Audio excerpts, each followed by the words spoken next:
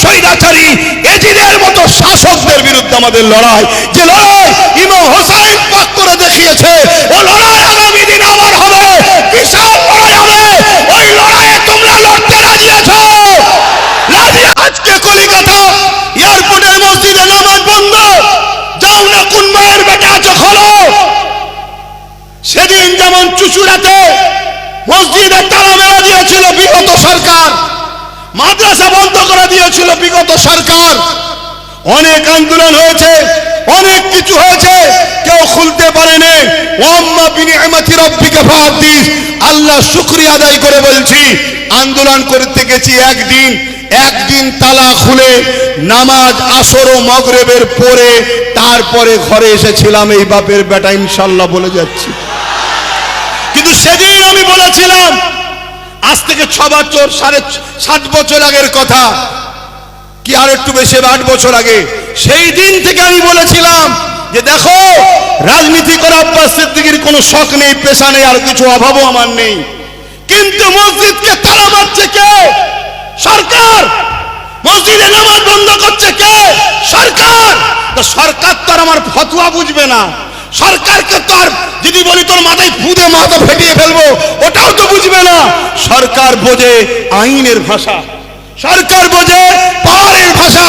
সেই দিন থেকে আমি বলেছিলাম যে আগামী দিন মসজিদ বানাচ্ছ, মাদ্রাসা বানাচ্ছ, কবরস্থান নিরাপদে রাখতে যদি চাও রাত পাওয়ার দরকার আছে। কিন্তু আমার কথা তো গুরুত্ব দিলে না।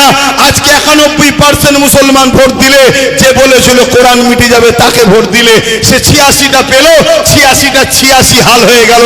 তাহলে হয় আজকে যদি 8টা 10টাও আমার দিকে থাকতো, তাহলে কলকাতার মসজিদ নিয়ে লড়াই হতো না? হতো না? তারপরেও লড়াইয়ের চিন্তা ভাবনা নিয়ে প্রস্তুত নিচ্ছি, চলছে কাজ। কিন্তু দুঃখ লাগছে কি, মসজিদের সভাপতি বলছে আন্দোলন করতে হবে না, রাস্তায় নামতে হবে না। তাহলে বলুন গাদ্দার কোথায়? বলুন। আর এই কথা যখনই বলবো গাদ্দারের চেলারা তখন আমার পিছনে মিডিয়াতে শুরু হয়ে যাবে। কথা বুঝে আসছে না? নাই লাও। ওই জন্যই বলছি বাপ, মুসলমানকে চিনতে বড় মুশকিল হচ্ছে। তাই প্রত্যেক জায়গায় বলছি, তুমি যদি আমার হও আমি তোমার জন্য হব। তা তুমি কি আমার? যদি আমার হও তার দলিল কি আছে? তার প্রমাণ কি আছে?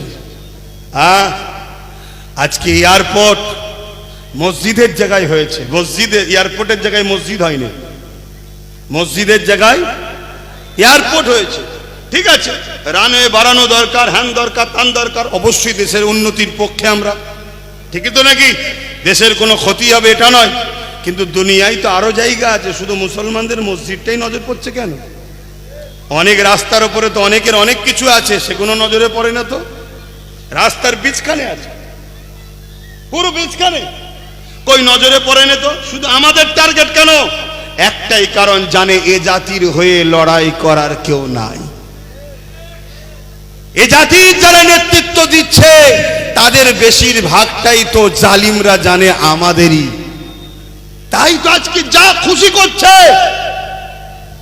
এখনো সময় আছে, সংগঠিত হও, ঐক্যবদ্ধ হও, একতা হও। কারোর উপরে জুলুম করার জন্য নয়, কারো বিরোধী করার জন্য নয়। একতা হব অন্যায়ের বিরুদ্ধে লড়াইয়ের জন্য, সত্যেরকে বাঁচাবার জন্য, ন্যায়ের পক্ষে থাকার জন্য, মিথ্যাকে মিটাবার জন্য। ঐক্য হও।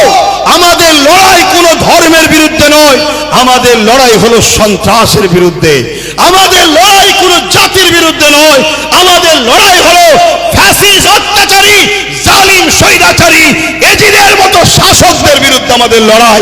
যে লড়াই ইমাম হোসেন পাক করে দেখিয়েছে, ও লড়াই আগামী দিন আবার হবে, বিশাল লড়াই হবে। ওই লড়াইয়ে তোমরা লড়তে রাজি আছো? রাজি আছো?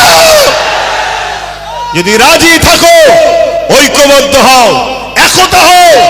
দেখো কার পিছনে দাঁড়াতে হবে সেটা ভাবো।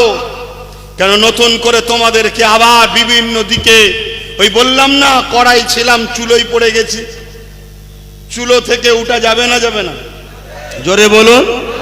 হ্যাঁ ইনশাল্লাহ আল্লাহ উঠাবে। বলুন কে উঠাবে? হ্যাঁ ঈমান আছে তো নাকি? কোনো চিন্তা করবেন না, ভয় আল্লাহ ছাড়া কাউকে খাবেন না। শুনছেন তো নাকি?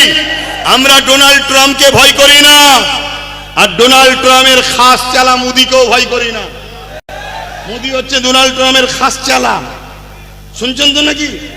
ডোনাল্ড ট্রাম্প এনারা আব্বাজান আব্বাজান করে। শুনছেন তো? ভয় করি না। আর আমার বাংলার যিনি বসেছেন শুভেন্দু অধিকারী, তাকেও ভয়। জোরে বলুন। ভালোভাবে ন্যায়ের পক্ষে মানবতার সাথে থাকবে। রাজ্যের সিএম হয়েছে, তার জায়গায় সে, আমার জায়গায় আমি, সম্মানের জায়গায় সম্মান থাকবে। কিন্তু তুমি যদি মনে করো পাওয়ারের আসনে বসে যা খুশি করে নেব, অত সহজ নয়।